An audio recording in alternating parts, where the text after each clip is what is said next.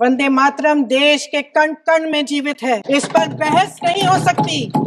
लेकिन चलिए, आपने बहस मांगी, आप बहस करना चाहते हैं, बहस करते हैं। हम ये बहस यहाँ आज 2 वजहों से कर रहे हैं। पहला कि बंगाल का चुनाव आ रहा है, हमारे प्रधानमंत्री अपनी भूमिका निभाना चाहते हैं। आज की ये बहस सिर्फ ध्यान भटकाने के लिए की जा रही है, क्योंकि ये सरकार इस देश के वर्तमान की असलियत छिपाना चाहती है। सर भाषण बहुत अच्छा देते हैं, लेकिन तथ्यों के मामले में कमजोर पड़ जाते हैं। हमारे प्रधानमंत्री महोदय 12 सालों से इस सदन में है, मैं मात्र 12 महीनों से हूँ। फिर भी छोटी सी सलाह है। उन्होंने अभी हाल ही में चुनाव था, कुछ महीनों पहले उन्होंने एक सूची निकाली थी कि विपक्षी दलों ने और विपक्ष के नेताओं ने कितने अपमान किए हैं इनके। तो मैं उनको एक छोटी सलाह देना चाहती हूँ कि नेहरू जी से जितनी भी शिकायतें हैं, जितनी भी गलतियां उन्होंने की आपके जहन में, जितनी भी गालियां देनी है, जितना भी अपमान करना है, उसकी भी एक सूची बना दीजिए। 999 अपमान, 9,999 अपमान, सूची बना दीजिए। जैसे अंग्रेजी में कहते हैं कि once and for all let's close the chapter। देश सुन लेगा क्या क्या शिकायतें हैं, किसने क्या किया, इंदिरा जी ने क्या किया, राजीव जी ने क्या किया, परिवारवाद क्या होता है, उसके बाद बेरोजगारी, महंगाई, की समस्याएं, जो पीएमओ में हो रहा है उसकी बातें, उसकी चर्चा, जो बैटिंग ऐप के बारे में हो रहा है पीएमओ के अंदर, आप सदस्य प्लीज, जो एफस्टीन फाइलों में आपके मंत्री महोदय के नाम निकल आए हैं, उसकी चर्चा करेंगे। जो अतीत की बातें हैं ना, जो बार बार आप चाहते हैं कि हम पीछे देखें, आप में हिम्मत है तो भविष्य की बात करिए, हिम्मत है तो बात करिए कि बेरोजगारी क्यों है। हम देश के लिए हैं, आप चुनाव के लिए हैं, हम देश के लिए हैं। हम जितने भी चुनाव हारे, हम यहाँ बैठे रहेंगे और आपसे लड़ते रहेंगे और आपकी विचारधारा से लड़ते रहेंगे। आज जिस विषय पे हम चर्चा कर रहे हैं वह केवल एक विषय नहीं है, भारत की आत्मा का एक हिस्सा है। हमारा राष्ट्रगीत उस भावना का प्रतीक है जिसने सोए हुए, गुलामी में सोए हुए भारत के लोगों को जगाया, जिसने उन्हें हिम्मत दी कि ब्रिटिश साम्राज्य के सामने खड़े होकर वह सत्य और अहिंसा के नैतिक हथियारों के साथ सामना कर पाए। आज ये चर्चा एक भावना के ऊपर है,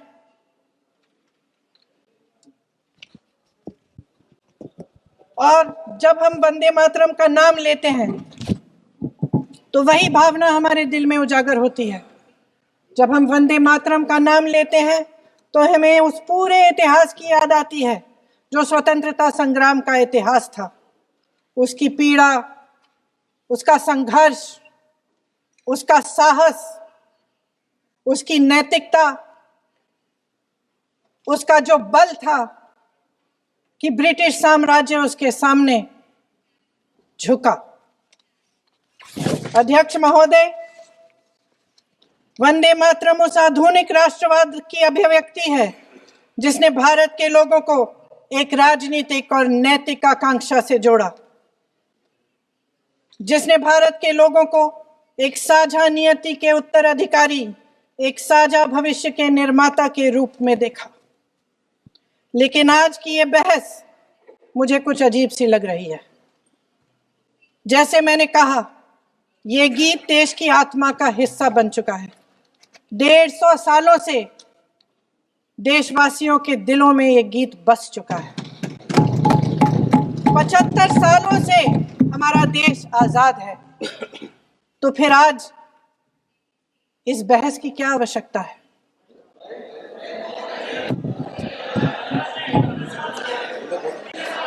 हमारा यहाँ मकसद क्या है? जनता से हमें दिया गया दायित्व, जनता का विश्वास, उनके प्रति हमारी जिम्मेदारी, हम किस तरह से इसका इस्तेमाल कर रहे हैं, हमें ये सोचना चाहिए। क्योंकि अब इस मोड़ पर हम इस सदन में अपने राष्ट्रगीत पर भी बहस करेंगे। आपने बहस मांगी है, आप तो इलेक्टोरल रिफॉर्म्स की बहस नहीं मांग रहे थे कि जब तक हम इस पर बहस नहीं करेंगे तब तक उस पर बहस नहीं होगी। इसकी वजह क्या है? इसकी वजह क्या है? हम आज यहाँ ये बहस क्यों कर रहे हैं? हमारा राष्ट्रगीत है, इस पर क्या बहस हो सकती है? हम ये बहस यहाँ आज दो वजहों से कर रहे हैं। पहला कि बंगाल का चुनाव आ रहा है, हमारे प्रधानमंत्री अपनी भूमिका निभाना चाहते हैं उसमें। और दूसरी वजह ये है, ये मकसद है, पुरानी मकसद इनकी अध्यक्ष महोदय, कि जिन्होंने स्वतंत्रता की लड़ाई लड़ी, जिन्होंने देश के लिए बड़ी बड़ी कुर्बानियां दी, उन पर सरकार नए आरोप लादने का मौका चाहती है। देश का ध्यान फिर से जनता के ज्वलंत मुद्दों से भटकाना चाहती है। यही एक मकसद है आपका मकसद है कि हम फिर से उसी अतीत में मंडराते रहें, उसी की तरफ हम देखते रहें जो हो चुका है, जो बीत चुका है, क्योंकि ये सरकार वर्तमान और भविष्य की ओर देखना ही नहीं चाहती। वे इस काबिल ही नहीं रही। सच्चाई ये है अध्यक्ष महोदय कि आज मोदी जी वह प्रधानमंत्री नहीं रहे जो एक समय में थे। सच ये है कि ये दिखने लगा है, उनका आत्मविश्वास घटने लगा है, उनकी नीतियां देश को कमजोर कर रही हैं। और मेरे सत्ता पक्ष के साथी चुप इसलिए हैं क्योंकि अंदर अंदर से वे भी इस बात से सहमत हैं। आज देश के लोग खुश नहीं हैं अध्यक्ष महोदय, परेशान हैं, तमाम समस्याओं से घिरे हुए हैं और उन समस्याओं का हल आप निकाल नहीं रहे हैं। हाँ ठीक है, उसका भी बोल लेंगे, समय आएगा तो उसका भी बोल लेंगे, बल्कि कल समय आ रहा है, चुनाव पे चर्चा होगी, उस पे भी बोलेंगे। अध्यक्ष महोदय, इनके भी अपने लोग दबी जबान में कहने लगे हैं कि सारी सत्ता को केंद्रित करने से देश का नुकसान हो रहा है। इस बीच अगर हम अतीत की बातें नहीं करेंगे तो कौन सी बातें करेंगे? ये किसी और बात के काबिल ही नहीं है, सिर्फ ध्यान भटकाना है जनता का। इसलिए आज हम वंदे मातरम पर चर्चा कर रहे हैं। वंदे मातरम देश के कण कण में जीवित है, इस पर बहस नहीं हो सकती। लेकिन चलिए, आपने बहस मांगी, आप बहस करना चाहते हैं, बहस करते हैं। आज इस चर्चा को प्रधानमंत्री जी ने शुरू किया, उन्होंने भाषण दिया और इसको कहने में कोई झिझक नहीं है कि भाषण अच्छा देते हैं, थोड़ा सा लंबा, लेकिन भाषण अच्छा देते हैं। सिर्फ एक कमजोरी है, अगर आप इजाजत दें तो मैं बोलूं, एक कमजोरी है। हाँ, उसी पे बोल रहे हैं, वंदे मातरम पे बोलो आप। अब सर मैंने तारीफ कर ली, थोड़ा आज विषय वंदे मातरम का है तो हम वंदे मातरम पर ही रखें, ठीक रहेगा। सर ये वंदे मातरम पे ही है। सर आपने प्रधानमंत्री जी को सुना था, सर भाषण बहुत अच्छा देते हैं, लेकिन तथ्यों के मामले में कमजोर पड़ जाते हैं। हम देश के लिए हैं, आप चुनाव के लिए हैं, हम देश के लिए हैं। हम जितने भी चुनाव हारे, हम यहाँ बैठे रहेंगे और आपसे लड़ते रहेंगे और आपकी विचारधारा से लड़ते रहेंगे, अपने इस देश के लिए, अपनी इस मिट्टी के लिए लड़ते रहेंगे। आप हमें रोक नहीं सकते। क्या सत्ता पक्ष के हमारे साथी इतने अहंकारी हो गए हैं कि अपने आप को महात्मा गांधी जी से, रविंद्रनाथ टैगोर जी से, राजेंद्र प्रसाद जी से, बाबा साहब अम्बेडकर जी से, मौलाना आजाद जी से, सरदार पटेल जी से, सुभाष चंद्र बोस जी से बड़ा समझने लग गए हैं? मोदी जी का अपने भाषण में ये कहना कि राष्ट्रगीत को एक विभाजनकारी सोच द्वारा काटा गया, उन सब महापुरुषों का अपमान है जिन्होंने अपना पूरा जीवन इस देश की आजादी की लड़ाई में झोंक दिया। वंदे मातरम को विभाजित करने का आरोप लगाकर आप पूरी संविधान सभा पर आरोप लगा रहे हैं, उसके हर एक नेता को दोषी ठहरा रहे हैं। यह हमारी संविधान सभा और हमारे संविधान का खुला वार है। और जहां तक जवाहरलाल नेहरू जी की बात है, जितनी देर हमारे प्रधानमंत्री, देश के प्रधानमंत्री रहे हैं, 12 साल हो गए हैं, लगभग उतने ही सालों के लिए जवाहरलाल नेहरू जी जेल में रहे। किस लिए? इस देश की आज़ादी के लिए। उसके बाद 17 साल के लिए प्रधानमंत्री रहे। आप बड़ी आलोचना करते हैं इनकी, लेकिन अगर इन्होंने इसरो नहीं बनाया होता तो आज आपका मंगलयान नहीं होता। अगर DRDO नहीं बनाया होता तो तेजस नहीं बनता। अगर IIT और IIM नहीं बनाए होते तो हम आज IT में आगे नहीं होते। अगर एम्स नहीं बनाया होता तो हम कोरोना की जब बड़ी चुनौती का सामना कैसे करते? हाँ,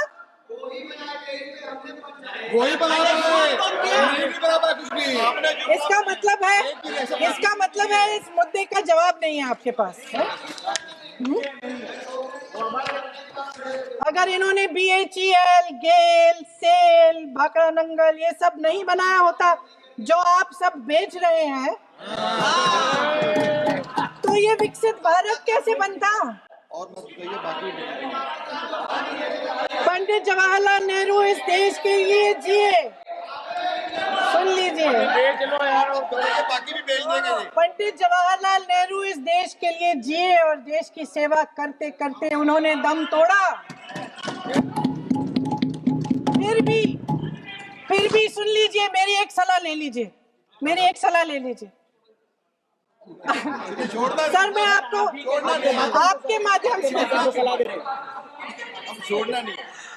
आपके माध्यम से एक सलाह दे देती हूँ। हमारे प्रधानमंत्री महोदय 12 सालों से इस सदन में है, मैं मात्र 12 महीनों से हूँ। फिर भी छोटी सी सलाह है। उन्होंने अभी हाल ही में चुनाव था, कुछ महीनों पहले उन्होंने एक सूची निकाली थी कि विपक्षी दलों ने और विपक्ष के नेताओं ने कितने अपमान किए हैं इनके, और उसमें शायद 90-99 ऐसे उन्होंने अपमानों की सूची बनाई थी। तो मैं उनको एक छोटी सलाह देना चाहती हूँ कि नेहरू जी से जितनी भी शिकायतें हैं, जितनी भी गलतियां उन्होंने की आपके जहन में, जितनी भी गालियां देनी है, जितना भी अपमान करना है, उसकी भी एक सूची बना दीजिए। नहीं, बात खत्म नहीं है। 999 अपमान, 9999 अपमान, सूची बना दीजिए और फिर हम एक समय निर्धारित करते हैं। जैसे हमने 10 घंटे आज वंदे मातरम पर हमने बहस किया है ना, उस तरह से हम अध्यक्ष महोदय जी से पूछेंगे, एक समय निर्धारित करेंगे, 10 घंटे, 20 घंटे, 40 घंटे, जितने घंटों में आपकी ये शिकायत पूरी हो जाए, माननीय सदस्य आप शांत हो जाए और हम बहस कर लेंगे। लेकिन इस सदन का कीमती समय, जिसके लिए हमें यहाँ पे जनता ने भेजा है, जैसे हमें जनता की समस्याओं को हल करने के लिए चर्चा करनी चाहिए, इस्तेमाल करना चाहिए, उसको AC के लिए इस्तेमाल करिए। उसके बाद जैसे अंग्रेजी में कहते हैं ना, जैसे अंग्रेजी में कहते हैं कि once and for all let's close the chapter, close कर लीजिए। देश सुन लेगा क्या क्या शिकायतें हैं, किसने क्या किया, इंदिरा जी ने क्या किया, राजीव जी ने क्या किया, परिवारवाद क्या होता है, नेहरू जी ने कौन सी गलतियां की, सुना लीजिए, फिर खत्म। उसके बाद बेरोजगारी, महंगाई, महिलाओं की समस्याएं, जो PMO में हो रहा है उसकी बातें, उसकी चर्चा, जो बैटिंग ऐप के बारे में हो रहा है PMO के अंदर, आप सदस्य प्लीज, जो एप्स्टीन फाइलों में आपके मंत्री महोदय के नाम निकल आए हैं, माननीय उसकी चर्चा करेंगे। आप वंदे मातरम पे बोले, आप इधर उधर डाइवर्ट मत हो।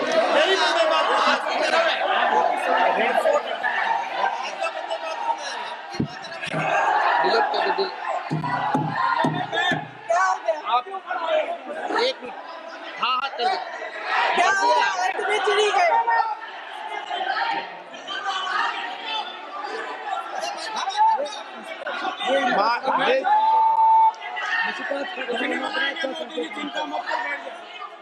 माननीय सदस्य, एक मिनट, माननीय सदस्य, वंदे मातरम पर सार्थक चर्चा करें। ठीक सर, इधर उधर डाइवर्ट मत हो। सर, संक्षिप्त में बात यही थी, कोई डाइवर्ट नहीं होना चाहिए अपन को। बातें करते रहते हैं। माननीय सदस्य नहीं, आप बिना तथ्यों के कोई बात नहीं करें। आप वंदे मातरम पे बोले उचित रहेगा।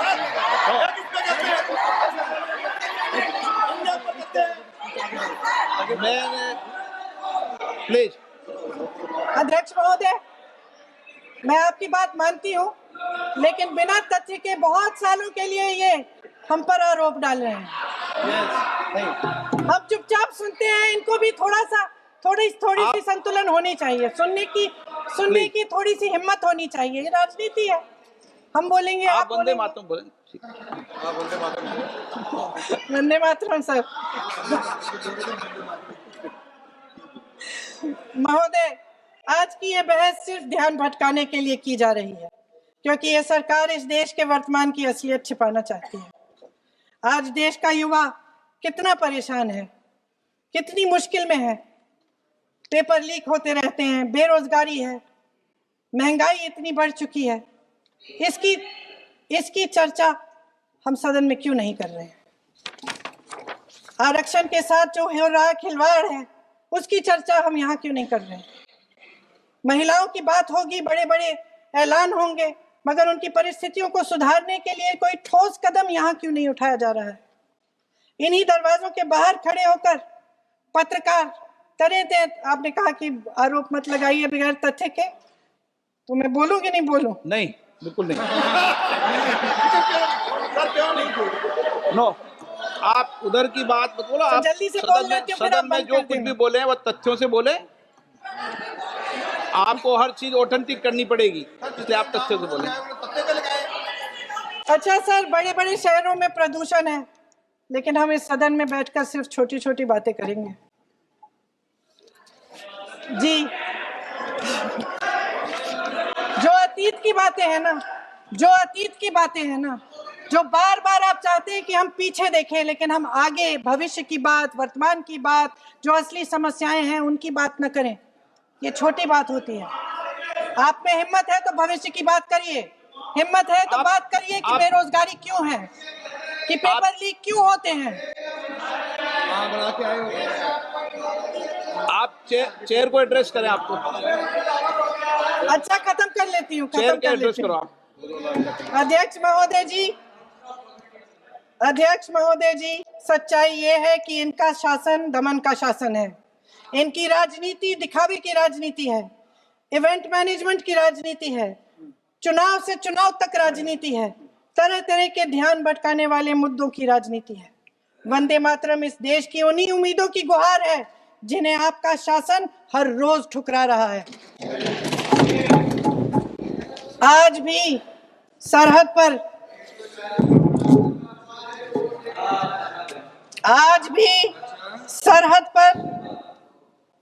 पर जवान जब दुश्मन का सामना करता है तो उसकी छाती में वंदे मातरम गूंजता है। आज भी जब हमारा खिलाड़ी अंतर्राष्ट्रीय खेलों में जाता है तो उसके दिल की धड़कन में वंदे मातरम होता है। आज भी इस देश के करोड़ों देशवासी जब अपने राष्ट्र ध्वज को फहराते हुए देखते हैं तो उनकी जबान पर वंदे मातरम, वंदे मातरम, वंदे मातरम आता है। कांग्रेस के हर एक अधिवेशन में 1905 से लेकर आज तक सामूहिक तौर पर वंदे मातरम गाया जाता है। आपके अधिवेशनों में गाया जाता है कि नहीं, ये बताइए। अपने देश की आत्मा के इस महामंत्र को विवादित करके आप एक बहुत बड़ा पाप कर रहे हैं। इस पाप में कांग्रेस पार्टी शामिल नहीं होगी। ये राष्ट्रगीत वंदे मातरम हमेशा से हमें प्यारा है, हमेशा से हमारे लिए पवित्र रहा है और हमेशा के लिए हमारे लिए पवित्र रहेगा। नेशनल दस्तक की आपसे गुजारिश है कि अगर इसको बचाना चाहते हैं तो नेशनल दस्तक को सब्सक्राइब करने के लिए रेड कलर के सब्सक्राइब बटन को दबाएं, फिर बेल आइकन की घंटी दबाएं। नेशनल दस्तक को बचाने के लिए बहुत जरूरी है कि हर खबर को शेयर करें, लाइक करें, कमेंट जरूर करें।